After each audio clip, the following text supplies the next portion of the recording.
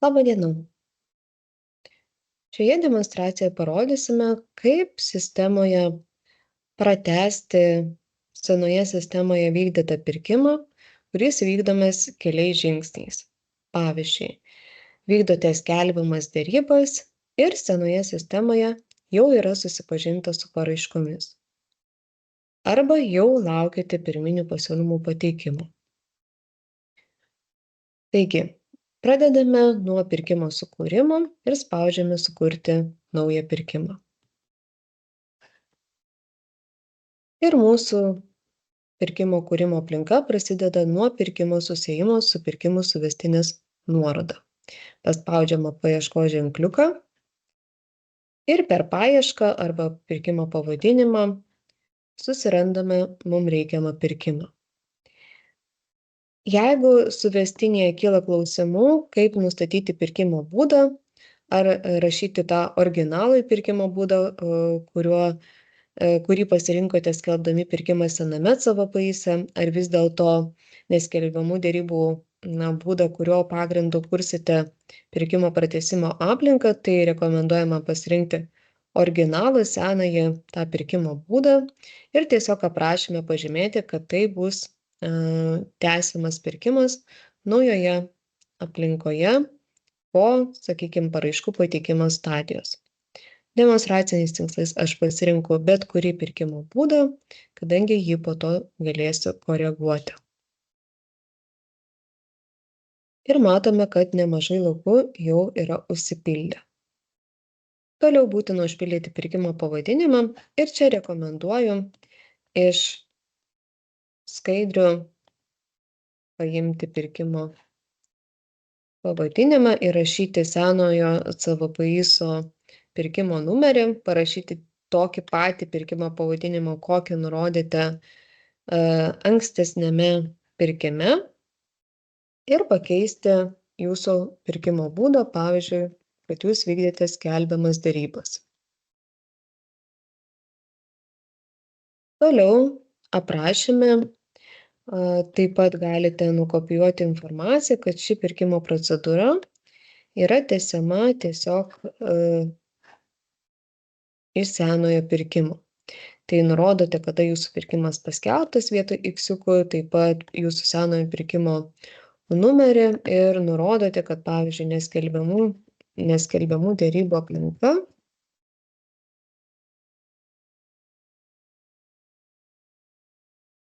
ir pasiūlymų pateikimo terminas sukurtas tik pirkimo procedūrų tęsimo tikslais. Ir prašome neteikti pasiūlymų per naują sistemą.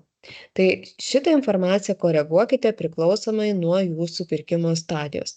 Jeigu, pavyzdžiui, jūs dar esate paraiškų vertimo stadijoje ir jums dar reikia vertinti paraiškas, apie jų įvertimą nesate informavę, tokiu atveju nurodykite, kad paraiškų teikti nereikia. Jeigu jūs esate, pavyzdžiui, pirminių pasiūlymų pateikimo stadijoje, tokiu atveju šią informaciją koreguokite, kad tiekėjai teiktų pirminius pasiūlymus. Tai pagal tai pasirinkite savo žinutę tiekėjams. Toliau pasirenkame pirkimo objekto tipą. Atkreipiu dėmesį, kad jeigu pasirinksite paslaugas SPK kategorijos skilties pildyti nereikia, o jeigu pasirinksite darbus, tai visų šių eilučių pildyti nereikia, išskyrus kitą sutarties formą, įrašykite darbų sutartis. Toliau direktyvą, tai pasirinkite pagal tai, pagal kokį jūs įstatymą vykdote pirkimą.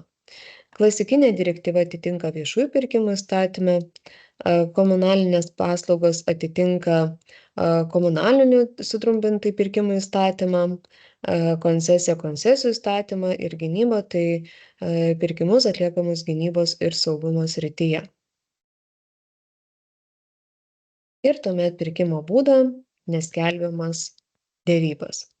Kadangi neskelbiamos derybos jūs pasirenkate tik tai pirkimo pratęsimo tikslais formaliai, tai toliau pasirinkus sutarties tipą, jūs turite užpildyti straipsnio numerį.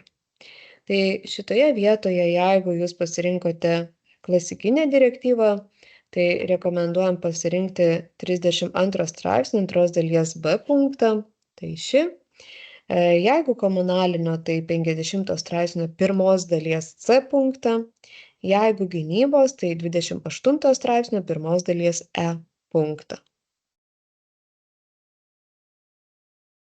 Toliau BVPŽ kodą pasirenkame iš paieškos.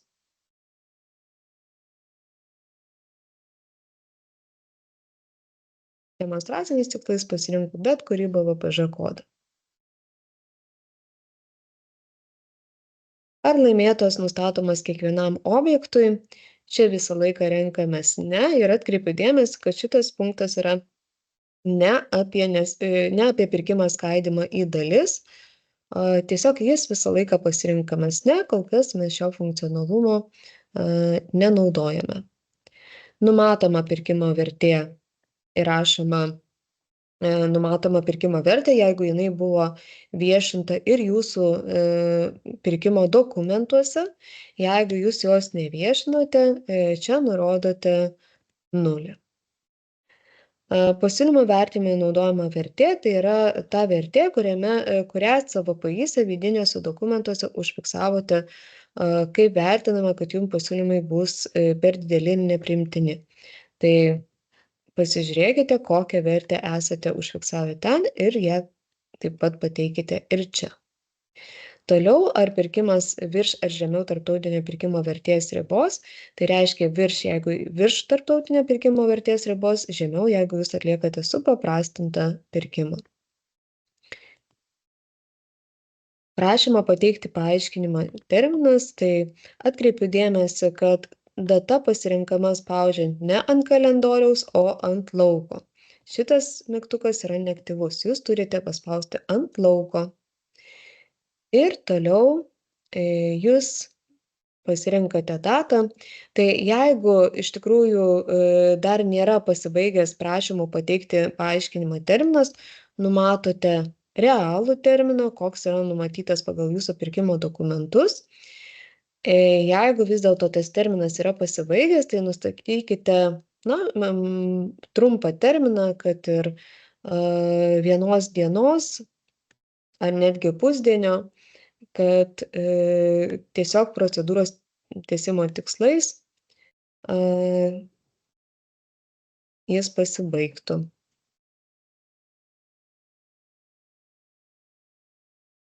Negalite termino nustatyti į praeitį, tik į ateitį, tik tai jį galite nustatyti itin trumpą. Taip pat pasiūlymo ar paraiškų dalyvauti pirkime pateikimo terminas, jeigu jisai yra, pavyzdžiui, pradedate procedūrą pirminių pasiūlymų pateikimo terminui, tai pasirenkate tą tikrąjį terminą, kuris yra reikalingas, iki kurio tiekėjai pateiks pasiūlymus. Kitu atveju pasirenkate vėlgi trumpą terminą, tik tai procedūros tęsimo tikslais. Dokumentų kėlimas su paaiškinimais visą laiką renkatės taip. Susipažinimo su pasiūlymais data, vėlgi pasirenkame priklausomai nuo pateikimo termino. Kvietimų siuntimo terminą praleidžiame, ar leidžiame teikti pavėluotus pasiūlymus pažymime ne. Leisti teikėjams sistemoje pareikšti susidomėjimas jau bus automatiškai nustatyta ne, kadangi tai yra neskelbiamas pirkimas, tai tokio funkcionalumo neskelbiamo pirkimo atveju nėra. ES fondų finansavimas pažymime, iš kokių fondų tai yra atliekamas pirkimas. Pasiūlymo vertimo kriterijus, ar pirkimas skaidomas į dalis. Jeigu pažymėsime taip, mums lieps įvesti dalių skaičių, į kiek mūsų pirkimas yra skaidomas dalių. Tarkim, pasirinkame 2 dalis ir tada pažymime pasiūlymas dėl didžiausias dalių skaičius. Jeigu pasirinksime didžiausias dalių skaičius, reiškia, kad tiekėjas gali pateikti pasiūlymą į bet kurią arba visas pirkimo dalis. Jeigu mes leidžiame tiekėjam pateikti pasiūlymą tik dėl vienos dalies, tai tokiu atveju žymime tik dėl vienos.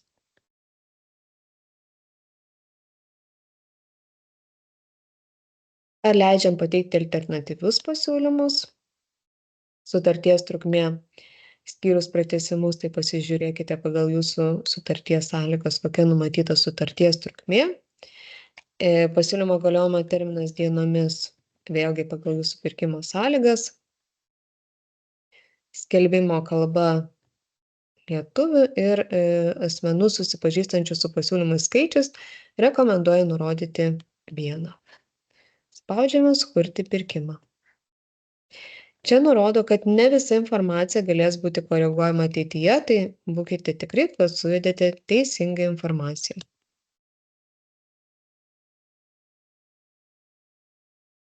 Taip, mūsų pirkimas išsisaugojo. Ką darome toliau? Spaudžiame ant namuko ir matome mūsų pirkimui priskirtas užduotis. Turime keletą užduočių, tai yra baigti pildyti pirkimo informaciją ir priskirti naudotojus. Tai pasirenku užduotį baigti pildyti pirkimo informaciją ir turėtume būti užpildę visą informaciją, tačiau jeigu būsime užpildę ne visą informaciją, kažką praleidome, mums sistema išmes klaidas. Taip, matau, kad sistema reikalauja įvesti dalių pavadinimus, bet tikslingai paspausti saugoti, kad pamatytumėte, kokias klaidas meta ir kaip jas reaguoti. Paspaudus matysite pranešimą, kad terminas turėtų būti 30 dienų, tai tiesiog į šitą pranešimą nekreipkite dėmesio, tai yra tam tikri sisteminiai pranešimai, kurių kol kas neturėjome galimybės koreguoti, tačiau tą atliksime ateityje. Tai tiesiog praleidžiame, čia yra įspėjamasis pranešimas, kuris mūsų procedūros kūrimui neturi jokios reikšmės. Štai matome, išmetė klaidas ir paspaudus ant pačios klaidos mus sugrąžina, ko mes nepasirinkome. Tai pasirinkę darbus mes neužpildėme kitos sutarties formos, tai neįvedėme darbų sutartis. Toliau matome, kad trūksta pirkimo dalių pavadinimų.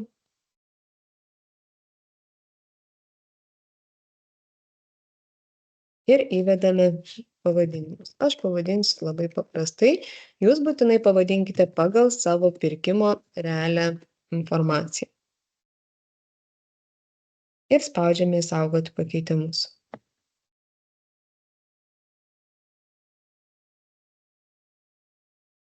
Štai matome, kad informacija yra užpildyta ir išsaugota sėkmingai. Grįžtame į namuką ir vėl matome prie mūsų pirkimo. Jeigu turite daug pirkimų, tai galite atpažinti pagal ID numerį. Yra dar pora užduočių. Tai pasirenkame užduotį priskirti naudotojus. Ir čia kol kas rekomenduojame pasirinkti save kaip visų užduočių vykdytoją, tai yra ir pasiūlymą atidarantis asmuo ir kandidatas į pagrindinius vertintojus, o visą pirkimą jūs vertinsite už sistemos ribų. Tai yra, jūs parsisiųsite pasiūlymus ir juos perduosite vertintojams ar kitiems komisijos nariams. Ir ką atkreipiu dėmesį, kad šitas šauktukas visą laiką turi degti. Jisai degs iki pasiūlymo vertinimo stadijos, tad neįsigąskite, jis čia liks visą laiką.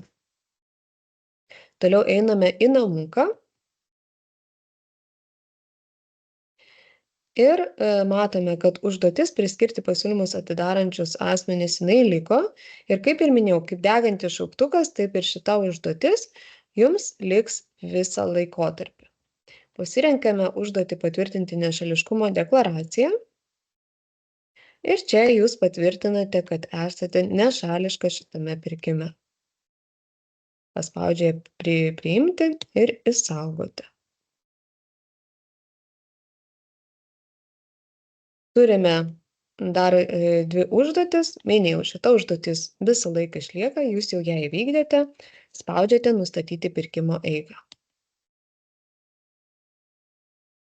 Taip, tai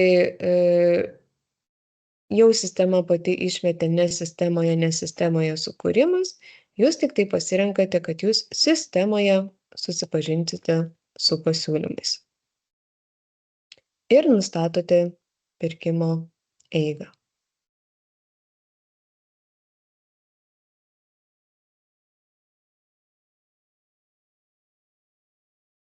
Toliau einate į namuką ir turite užduotį siųsti kvietimus.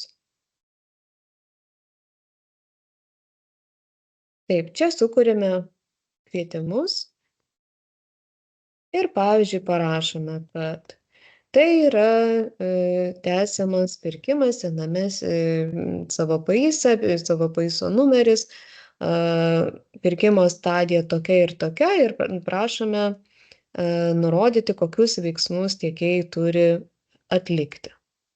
Tai pavyzdžiui, jeigu jie, kaip ir minėta, yra pateikę paraiškas ir jūs jas vertinate, tai nurodote, kad jokių veiksmų kol kas nereikia atlikti ir prašome tiesiog naudoti susirašinėjimo priemonėmis, jeigu reikalinga kažkokią tai informaciją sužinoti. Tai pranešimo tekstas yra būtinas. Toliau gavėjai jūs per paieškos langą surandate tiekėjus, kuriuos norite pakviesti į savo pirkimą.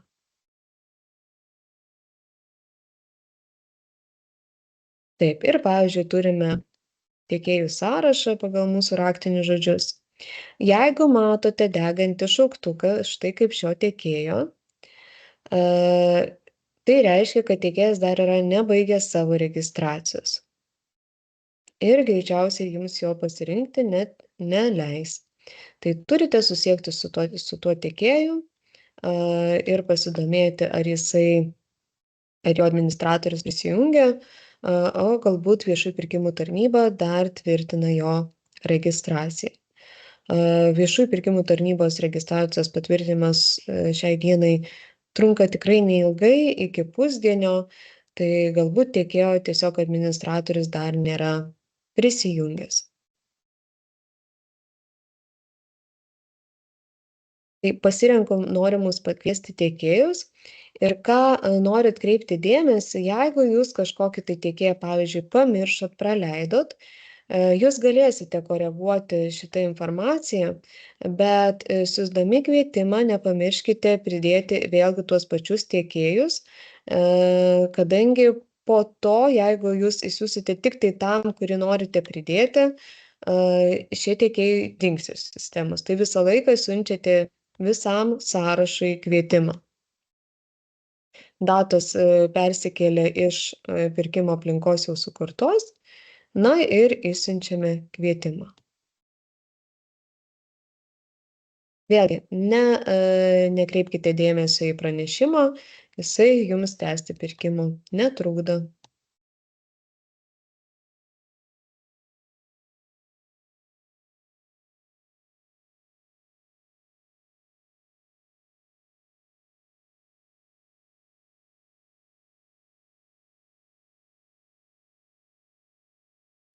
Štai turime išsiųstą kvietimą.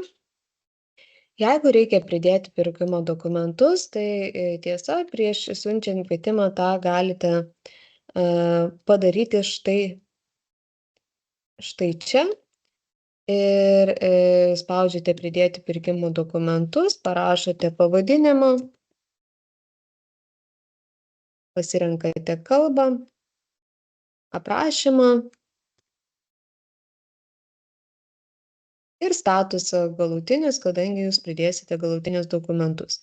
Tik jeigu jūs pridedate dokumentus, įsitikinkite, kad tai yra tokie patys dokumentai, kaip buvo pridėta ir senajame pirkime, arba jeigu reikia, čia pridėkite tik tai pirkimo dokumentų patikslinimus, kuriuos atliksite jau pratęsiant pirkimą šiame CVPIse.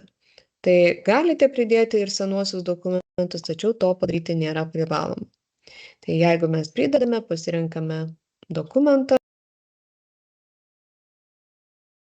pasirenkame jį ir spaudžiame įsaugoti.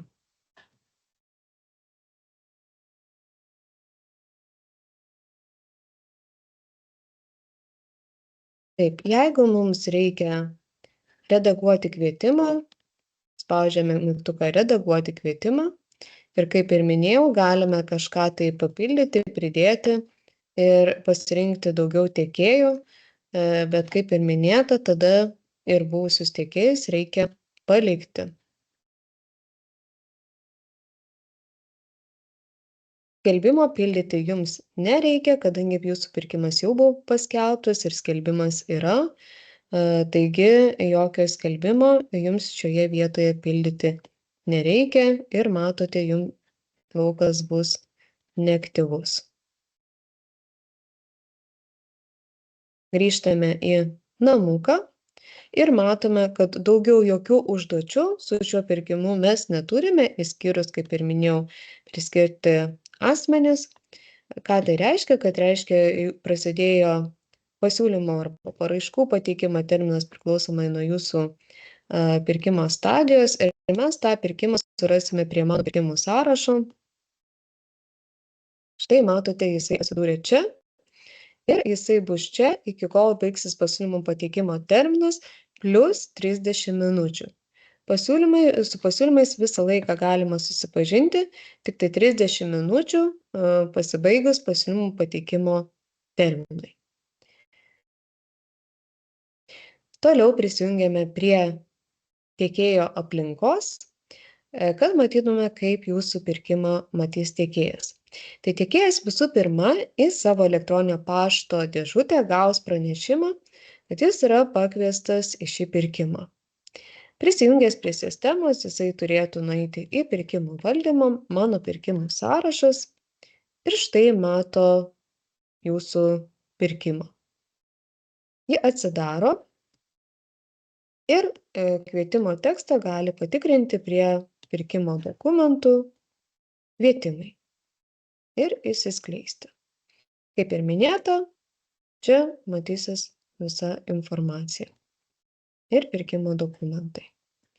Jeigu tiekėjas turi pateikti pasiūlymą, tai jisai teiks pasiūlymą per štai šį langą. Tai aš pademonstruosiu, kad tiekėjas teikia pasiūlymą, bet kitą tiekėjo pasiūlymą mes įtrauksime rankiniu būdu. Tai priklausomai nuo jūsų pirkimo stadijos tiekėjas arba turi pateikti pasiūlymą, arba, kaip minėta, neturi. Tai tą turite labai aiškiai iškomunikuoti tiekėjams. Tai jeigu tiekėjas turi pateikti pasiūlymą arba paraišką ir paraišką teikiame per tą pačią parinktį, spaudžia pasiūlymas, nurodo priimti, patvirtinti visus pirmiau nurodytus veiksmus ir sukurti pasiūlymą sistemoje.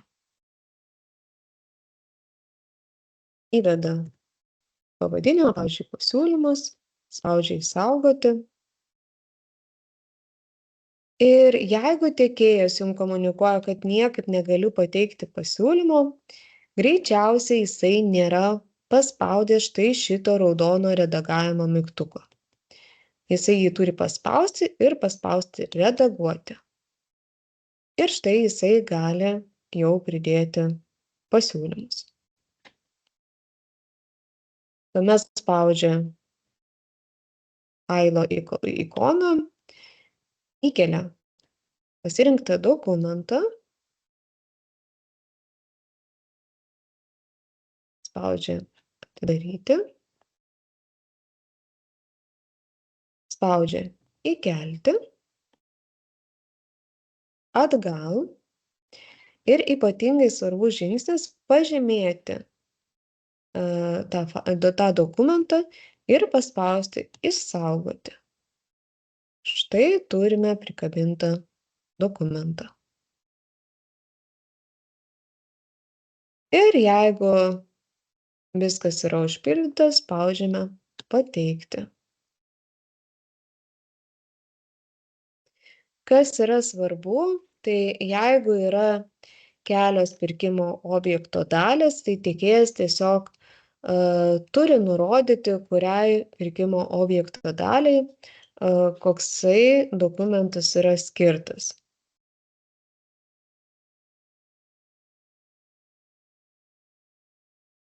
Taip, atnaujame tiekėjo langą ir štai matome, kad tiekėjas yra pateikęs pasiūlymą.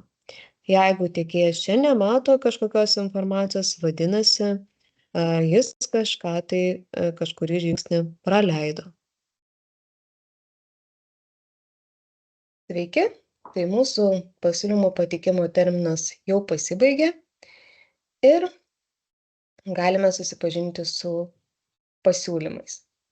Kaip ir minėjau, susipažinimas vyksta 30 minučių po pasiūlymų pateikimo termino pabaigimo.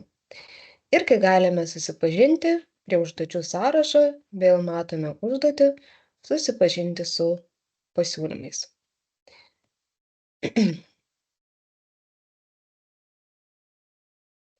Taip, ir čia dabar turime situaciją, kurią pasirenkame priklausomai nuo jūsų pirkimo stadijos. Jeigu jūs laukiate pirminių pasiūlymų ir juos tiekėjas turėjo pateikti arba galutinių, tai plečiate čia esančius pasiūlymus, kuriuos tiekėjai pateikė iki pasiūlymo pateikimo termino pabaigos. Jeigu jūs dar esate tik tai, pavyzdžiui, paraiškų arba pirminių pasiūlymų nagrinėjimo stadijoje ir kol kas tiekėjai nieko neturėjo pateikti, tą darėte tik tai pratęsimo tikslais, jūs spaudžiate mygtuką atnaujinti sąrašą su pasiūlymais gautais ne sistemoje.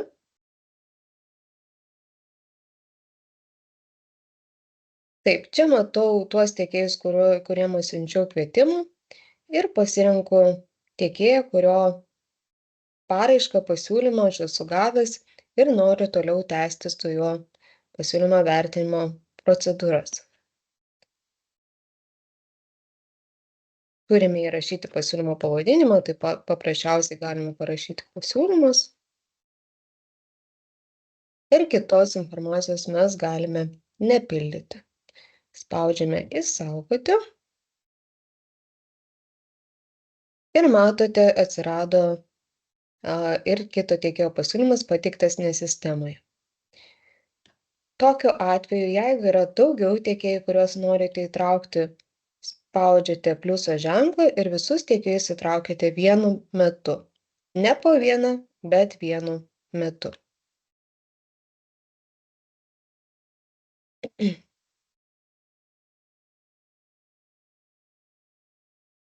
Jeigu pas jus buvo realus pasiūlymų pateikimo terminas ir tiekėjai turėjo pateikti kažkurioje stadijoje pasiūlymus, tai tie pasiūlymai, kaip ir minėta, bus čia.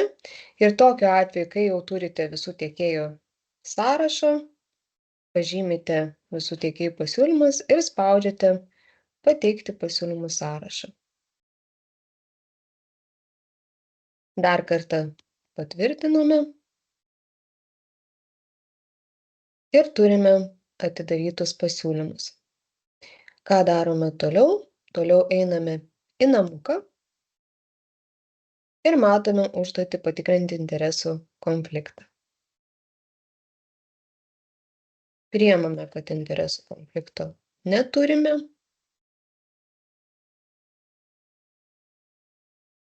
Vėl spaudžiame namuką.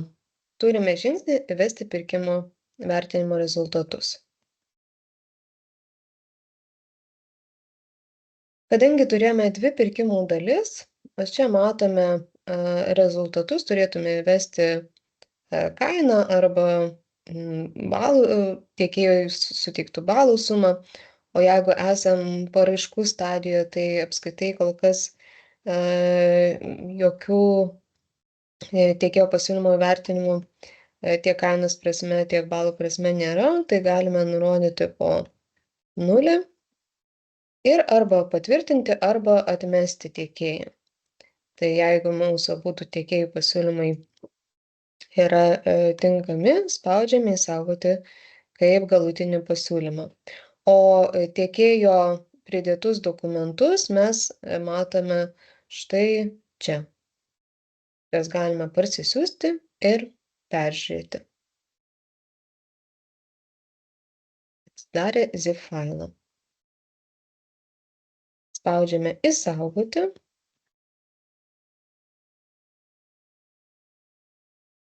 Ir vėl grįžtame į namuką.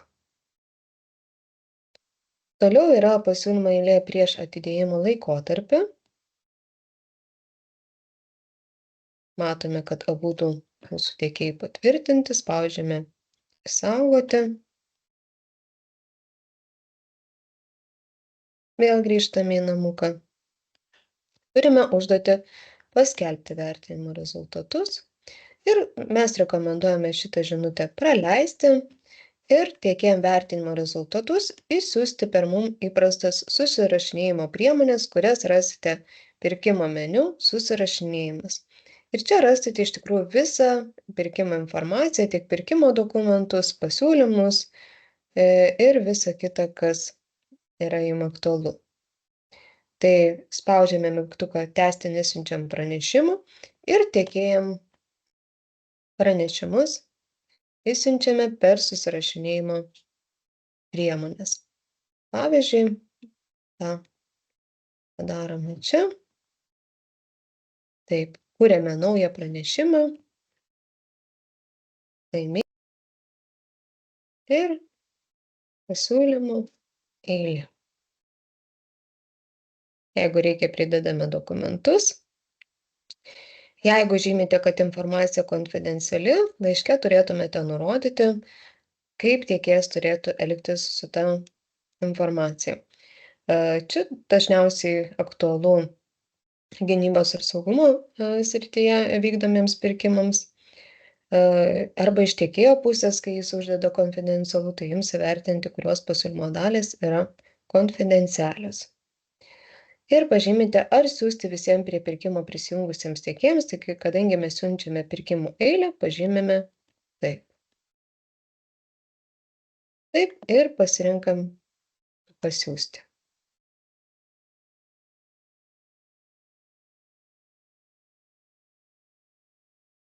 Jeigu norime žinutę siųsti tik tai tam tikram tiekėjui, čia žymėsime ne ir nurodysime gavėjų susiradę per paiešką.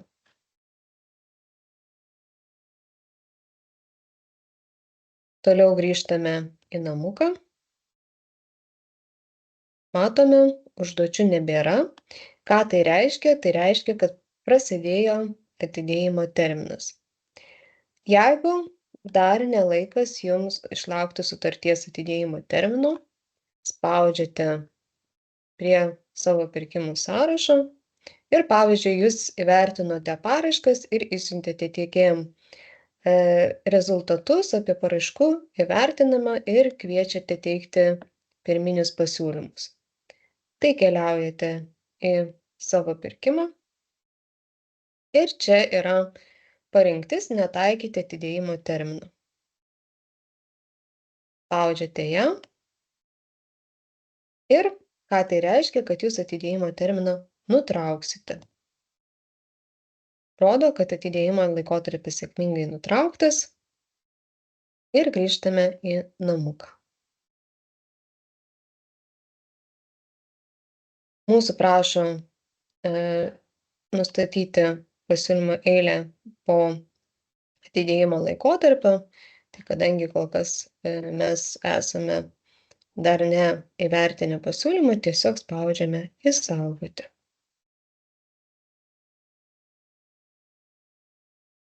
Taip. Ir ką mes darome toliau? Spaudžiame mygtuką pradėti naują vertinimo ciklą. Tai yra naujas vertinimo etapas. Vėl siunčiame kvietimus ir, tarkim, prašome pateikti pirminius pasiūlymus.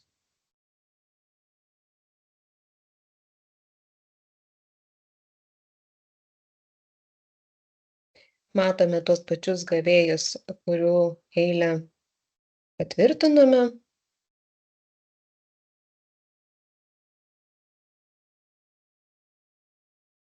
Ir vėl jiems siunčiame kvietimą.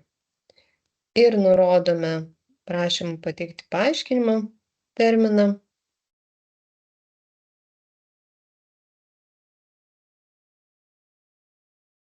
Ir pasiūlymų pateikimo terminą.